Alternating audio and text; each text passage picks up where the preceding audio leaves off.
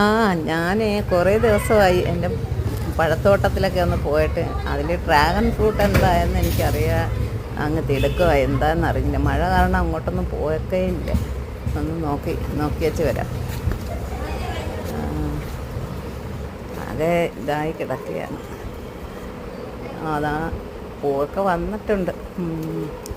പിന്നെ ചാമ്പയ്ക്ക് അത്രയും മഴ കാരണം പൊഴിഞ്ഞു പോയി. എല്ലാം കുറേ ഉണ്ടായിരുന്നു, എല്ലാം കുറേ പൊഴിഞ്ഞു പോയി.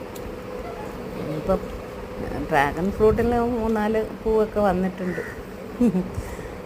ആദ്യമായിട്ടാണ് ഇതിനകത്ത് പിടിക്കുന്നത്. ആദ്യം പിടിച്ച ഒരെണ്ണം പിടിച്ച് അത് പഴുത്ത് കിട്ടി എന്തായാലും. ഇപ്പം അതാ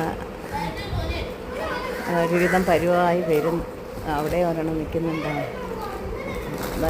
ഇവിടെയും ഒരെണ്ണം ഉണ്ട്. കണ്ട